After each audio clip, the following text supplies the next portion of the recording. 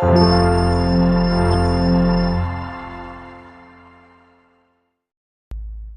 ayat 10 itu faqultu astaghfiru rabbakum innahu kana ghaffara. Di lisan Nabi Nuh alaihissalam sudah diajarkan ya, sejak eranya Nabi Nuh alaihissalam bahwa orang-orang yang berbuat salah itu ya diingatkan potensinya. Ada rahmat Allah Subhanahu wa taala untuk memperbaiki kesalahannya sehingga menjadi saleh. Ya, ini satu fitrah. Jadi di setiap era itu selalu percikan rahmat Allah itu diberikan kepada setiap hamba ya melalui utusan-utusan Allah.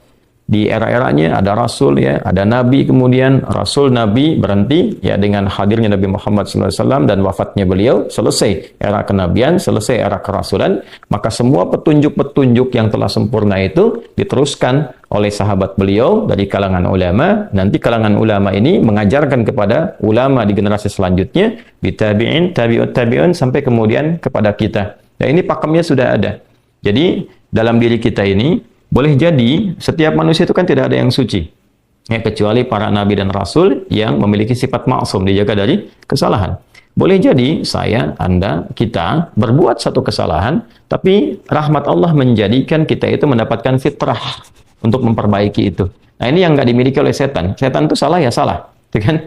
Salah ya salah. Jadi ketika dia berusaha untuk mendapatkan rahmat Allah pun dengan taubat itu selalu terhambat dengan kesombongannya, istakbar itu. Ya, satu kali ditawari untuk bisa mendapatkan ampunan pun, ya lalu diberikan satu syarat untuk hormat kepada jasadnya Adam pun, kan, itu tetap kemudian dia abai. Sekali lagi saya ingatkan untuk menekankan bahwa kita ini tercipta sebagai manusia, bukan setan. Ya, sepanjang kita menyadari kita manusia dan berbuat salah, maka aktifkan sinyal taubat itu. Ya, sejak di era sebelumnya, bahkan di era Nabi Adam alaihissalam turun ke muka bumi, kemudian juga berkeluarga, ya risalah-risalah tentang taubat itu selalu kemudian disampaikan. Nah, di era Nabi Nuh alaihissalam, rasul pertama. Jadi kalau Adam itu nabi yang pertama, Nuh alaihissalam rasul yang pertama. Umatnya salah. Maka dengan kasih Allah Subhanahu wa taala diturunkanlah kemudian pengingat. Ya, lewat fitrah kemanusiaan ini, lewat Nabi Nuh alaihissalam disampaikan, faqultu astaghfiru rabbakum innahu kana ghaffara. Ya, maka aku tegaskan kepada kalian, istaghfiru rabbakum, cepat istighfar, cepat balik lagi, ambil kalimat-kalimat ampunan, ambil kalimat-kalimat taubat ya dari Allah Subhanahu wa taala, menggunakan Rabb tuh yang telah menciptamu, merawatmu, menyayangimu, mengingatkan. Jadi Rabb itu ada nilai-nilai rububiyah di dalamnya. Ya, ada sifat-sifat rububiyah. Ya, bukan sekedar mencipta, tapi juga merawat, memberikan perhatian, memberikan kebutuhan. Kalau dalam bahasa bebasnya Allah seakan ingin mengatakan, hei, aku kan yang cipta engkau, ya kan? Engkau berbuat salah, aku berikan kesempatan untuk saleh. Aku kirimkan di kalimat taubat, aku berikan kesempatan untuk memperbaiki diri. Kenapa engkau nggak ambil, ya kan? Ya, indah sekali gitu. Ya, aku ciptakan engkau salah, aku berikan jalan saleh. Kenapa ketika aku berikan jembatan untuk memperbaiki diri, engkau tidak ambil? Maka lewat Nabi Nuh alaihissalam, sejak di era kerasulan pertama itu diingatkan.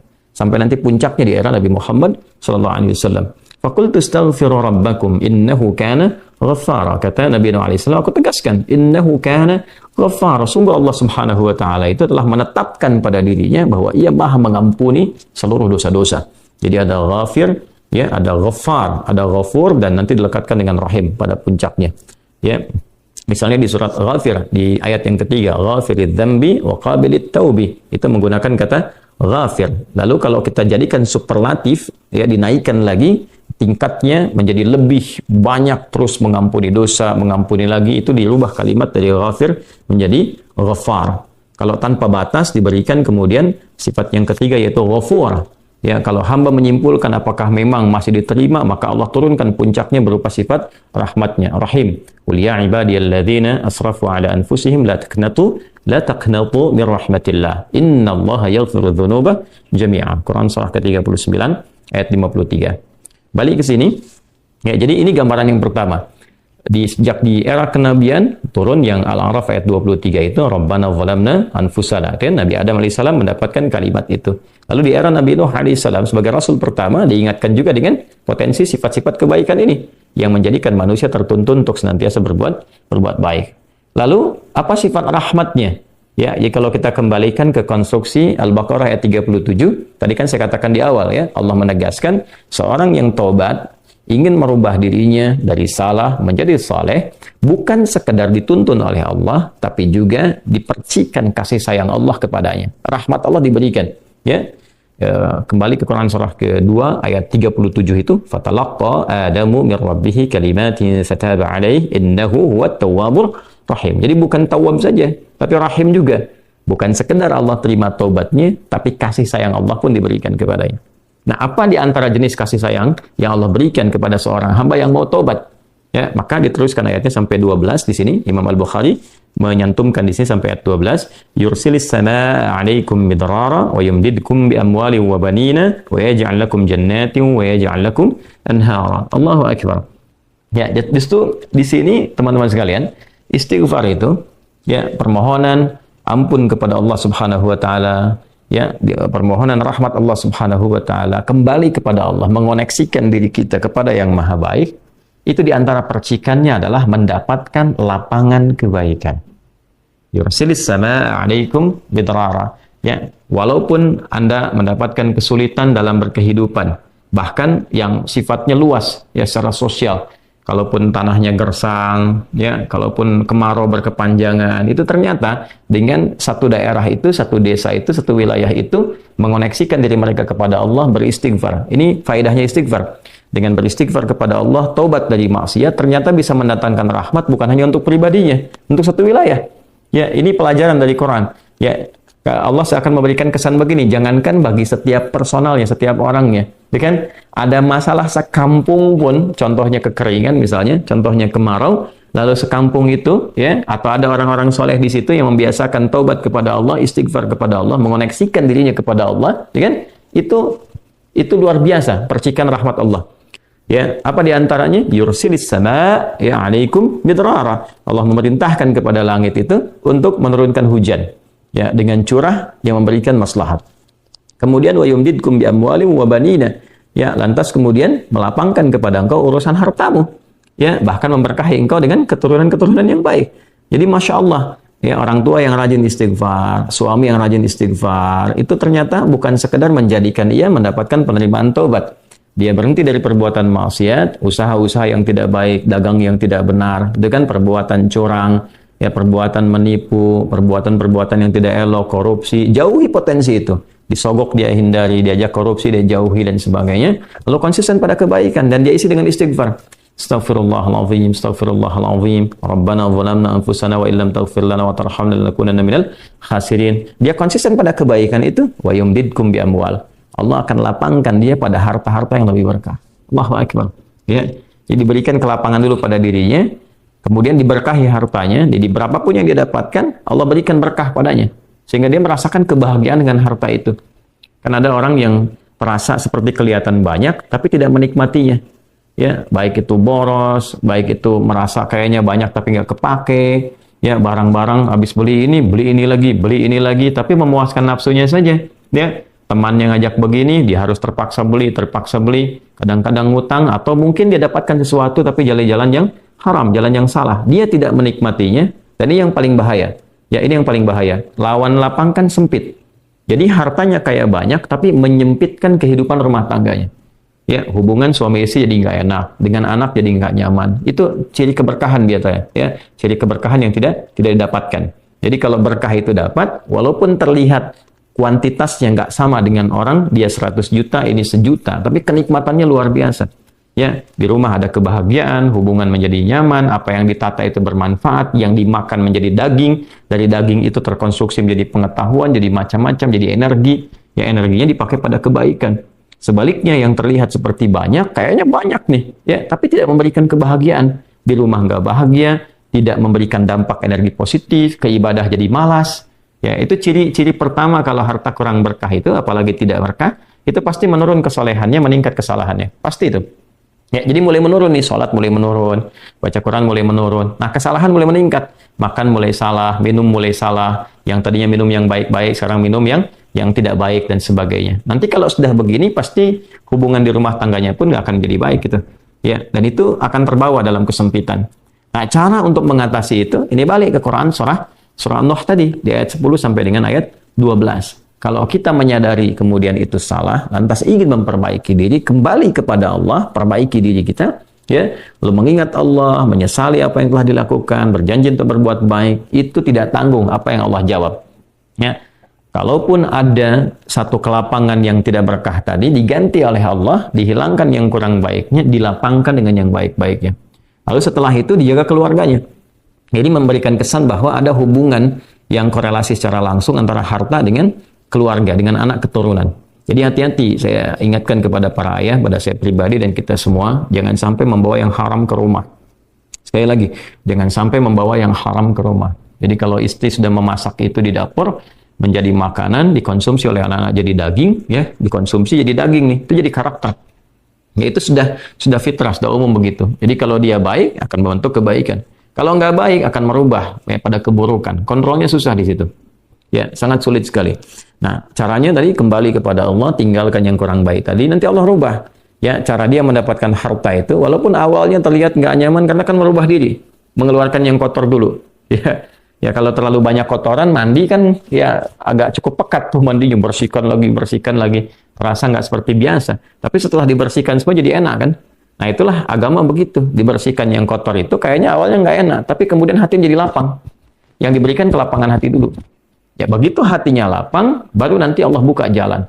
Ya, setelah hatinya lapang, bagus, dan dinilai baik ini punya kemampuan untuk bertindak dan mengelola apa yang didapatkan, dilapangkanlah rezekinya. Karena dia sudah dinilai pandai untuk mengelolanya. Setelah itu diperbaiki keturunannya. Ya. وَبَنِينَ وَيَجْعَلْ لَكُمْ جَنَّاتٍ وَيَجْعَلْ لَكُمْ أَنْهَارًا. Bahkan setelah itu dibikin kaya lebih dari sebelumnya. Ya, asetnya ditambah lagi, diberikan kenikmatan hidup, ya, sampai dijaga hingga kembali kepada Allah Subhanahu wa ta'ala. Itu faidah istighfar. Jadi kalau kita biasakan bertekad, berniat memperbaiki diri dari yang salah menjadi baik, itu Allah sudah berikan motivasi. Aku bukan hanya terima taubatmu, tapi aku rubah keadaan hidupmu lebih istimewa, lebih mahal nilainya dibandingkan dengan keadaan sebelumnya yang terlihat seperti fata morgana. Kemudian dikuatkan dengan Quran surah ketiga Ali Imran ayat 135, ya. Di sini disampaikan Allah Subhanahu wa taala berfirman, a'udzubillahi minasyaitonir rajim. Bismillahirrahmanirrahim. Walladzina idza fa'alu fahishatan aw zalamu anfusahum ini dzakarullaha fastaghfaru lidzunubihim wa may yaghfiru dzunuba illa Allah wa lam yusirru ala ma fa'alu wa hum ya'lamun. Di highlight di sini di firman Allah Subhanahu wa taala, dzakarullaha fastaghfaru lidzunubihim. Ya, yaitu orang-orang yang mendapatkan rahmat Allah Subhanahu wa taala itu. Jadi ini korelasinya dengan ayat 133. Jadi ayat 133 itu Allah Subhanahu wa taala berjanji bagi orang-orang yang menyegerakan istighfar. Jadi ingat dosa hari ini nih. Sekarang misalnya malam nih, kita ingat ada dosa yang dikerjakan. Lantas ketika ingat itu istighfar. Istighfar, minta ampun sama Allah, gitu kan? Itu menyegerakan sesuatu tanpa jeda disebut dengan sara'a. Ya, sara'a. Jadi ada sa'a, ada sara'a. Kalau sa'a itu menyegerakan sesuatu dengan persiapan. Ya, makanya besok nih ada Jumatan menggunakan sa'a. Fas'au bukan fasari'u. Ya, ya ayyuhalladzina amanu idza nudiya lis-salati min yaumil jumu'ati fas'au bukan fasari'u. Fas'au itu Quran surah Al-Jumu'ah. Ya, Al-Jumu'ah di ayat yang keberapa? Ayat 9, gitu kan? Allah menyampaikan fas'au ila dzikrillah. Bersegera, tapi siap-siap dulu. Mandi dulu, pakai wangian dulu dan seterusnya. Tapi kalau dia bersegera cepat, nyaris tanpa jeda, itu menggunakan sarah. Sehingga guru-guru mengatakan bisurah, cepat, nggak usah banyak jedanya, ya kan? Nah, di Ali Imran ayat 133 Allah berfirman, wasari'u ila maghfiratin min rabbikum. Kalau engkau merasa ada salah, bergegas, jangan tunda-tunda.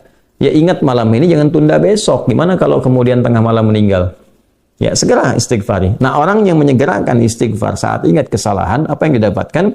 Wa jannatin arduha as-samawati wal ardu uiddat lil muttaqin. Maka orang ini akan diberi harapan oleh Allah, ya, diperkenankan untuk memohon, bahkan ketika pulang disiapkan surga untuknya seluas langit dan bumi. Dan itu bagian dari sifat takwa. Jadi takwa itu bukan sekedar amar ma'ruf. Saat Anda ingat sholat, Anda ingat puasa, ingat baca Quran. Tapi takwa juga ada bagiannya nahi mungkar. Saat Anda ingat salah, lalu Anda taubat. Ya, saat Anda ingat salah, Anda pengen jadi soleh. Saat Anda ingat maksiat, Anda ingin taubat. Itu bagian dari takwa. Nah, bagaimana kemudian cara mengimplementasikan itu semua? Nah, ini poinnya. Ya, walladzina idza fa'alu fahishatan aw zalamu anfusahum dzakarullaha fastaghfaru lidzunubihim. Itu orang-orang. Ini menggunakan, sering diterjemahkan dengan orang-orang yang, gitu kan? Walladzina. Alladzina disebutkan 1080 kali dalam Al-Quran setidaknya. Yang mencakup semua tanpa batas. Laki-laki, perempuan, besar, kecil, tua, muda, punya jabatan, tak punya jabatan, semua tanpa kecuali. Artinya, semua orang dengan keadaannya berpotensi berbuat salah. Ya, kecuali tadi Nabi dan Rasul yang punya sifat maksum. Ya, Allah jaga dari kesalahan. Kita yang bukan Nabi, bukan Rasul, itu berpotensi salah. Apapun profesinya, apapun jabatannya, apapun tugasnya, berpotensi salah.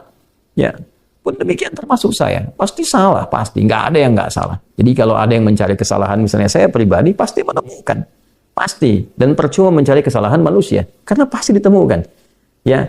Dan ini catat yang paling penting.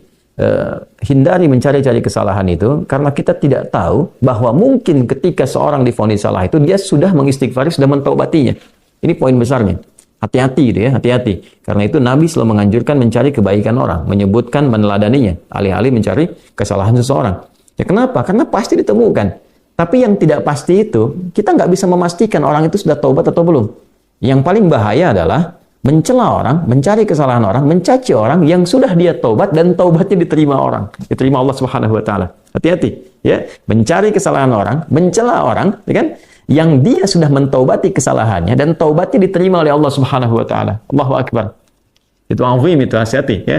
Ya, sesuatu yang besar sekali dosanya di sisi Allah Subhanahu wa taala.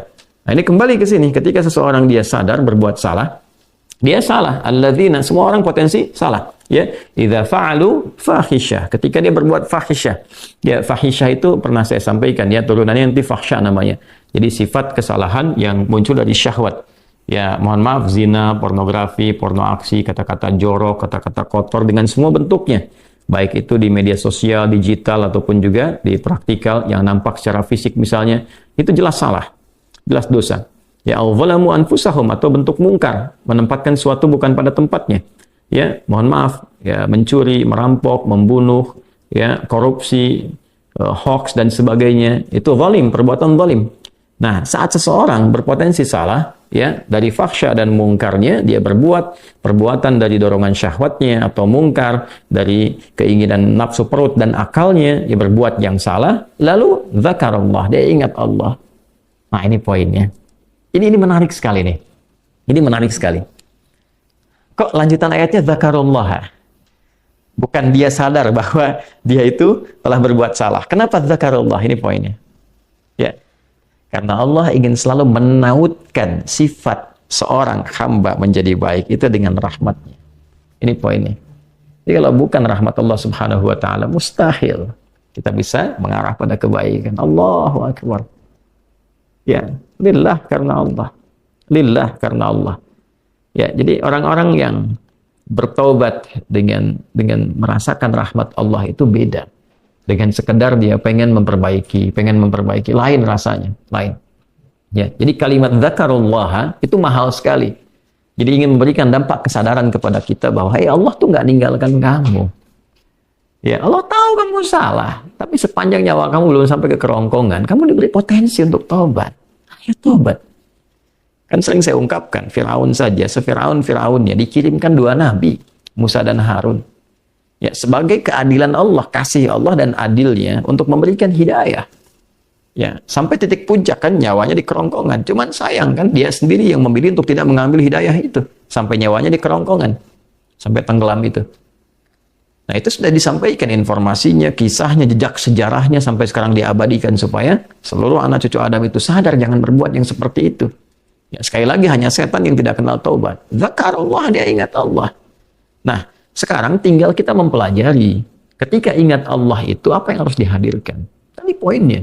Allah tawarkan kita bukan hanya sekedar jadi baik, rahmat dibuka, kasih sayang dibuka, kelapangan hati dibuka. Ya.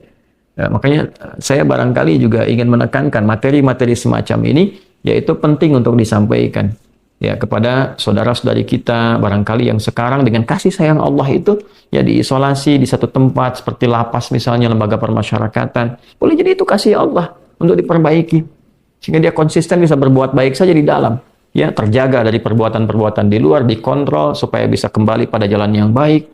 Dia bisa di dalam, bisa memperbaiki diri, istighfarnya enak, bisa ngaji, kadang ketemu ke masjid dan sebagainya. Kalau ini dimanfaatkan dengan baik, Allahu Akbar, Allah kasih kelapangan. Ya, walaupun mungkin tinggal di tempat yang sempit, terasa kemudian dibatasi dengan sel-sel, tapi hatinya lapang, itu luas, megah, dan jadi nikmat.